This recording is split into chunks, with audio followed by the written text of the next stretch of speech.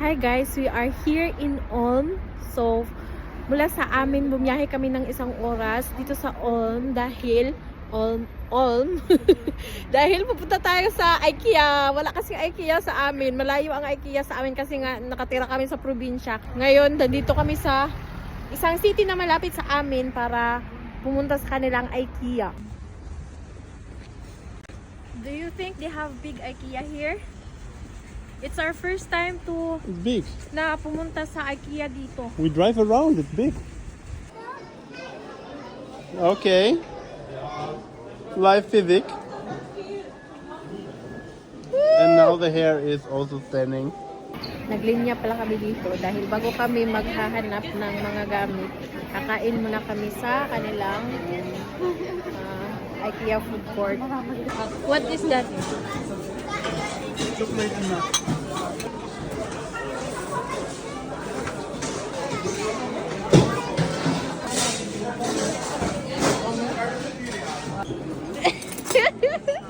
He's mad. Dahil ang tagal namin nakahanap ng upuan. Yung pagkain is already cold. Yung pagkain nila, patatas at saka bula-bula. Walang rice. Mama. It says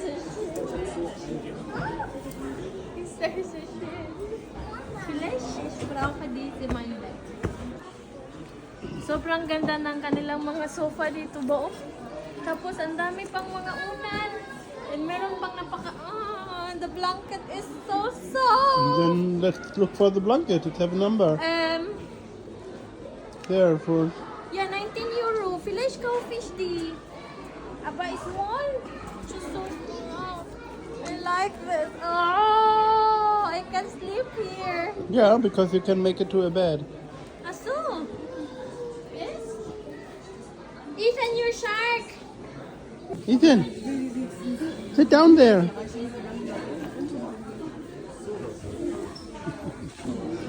Like this.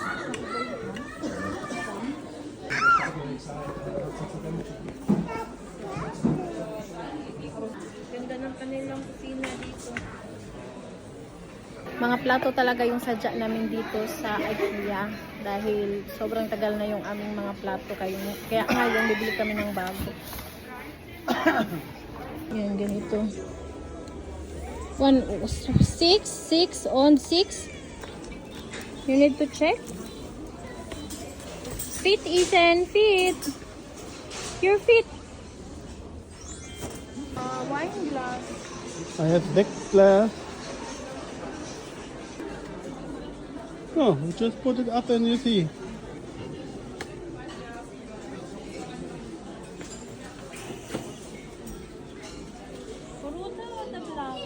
Die sieht komisch aus.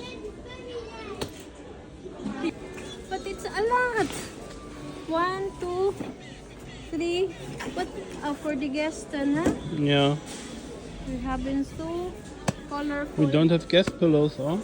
And those... So, nung dumaan kami sa plant section, ayan ang daming mga halaman dito at merong coconut tree. So, dito sa Germany, may ganito nga yung aking mother-in-law, ginagawang indoor plant. Hindi ito siya itinatanim sa labas ng bahay dahil napakalamig nga dito sa Germany. Hindi tumutubo itong ganito na mga coconut tree. Ang ginagawa nila is dinidisplay sa loob ng bahay. 15 euro to, 900 pesos sa atin sa Pilipinas. Sobrang laki ng IKEA. Kaya hindi ako pumunta dito sa IKEA dahil sobrang laki.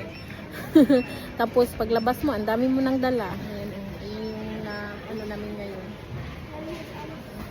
Mga baso, tapos may mga bed sheets. Bumili pa ako ng isang bulaklak. Ay hindi, halaman na pang indoor na halaman.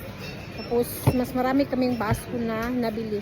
Tapos isang set ng plato. Yun lang ata yung nabili namin.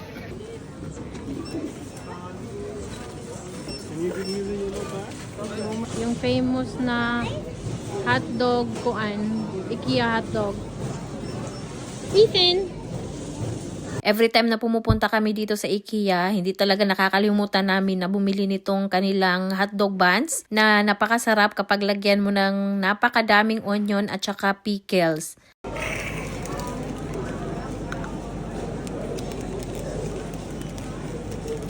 Teka. Madilim na nung lumabas kami ba.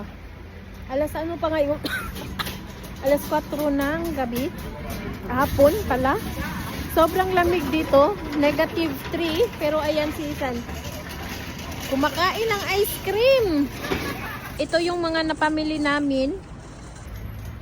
Sobrang lamig and they are eating ice cream. Yeah. Hindi na nga The good makagal. thing is, the ice cream don't melt. Isan is also eating ice cream.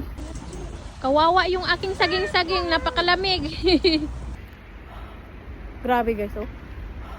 Sobrang lamig.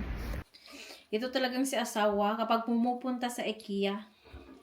Halos inuubos yung mga lapis nila sa IKEA. So maganda ito siya kapag magpanday, gagawing marker. So itong si asawa, dahil nga nagre-renovate dito sa bahay, kumuha ng napakadaming lapis. Libre naman ito doon. Kinuha na halos inubos din yung lapis. 'Di ba yung sa mga stand ng IKEA, napakadaming lapis. Tingnan nyo naman. More than 20 siguro ito.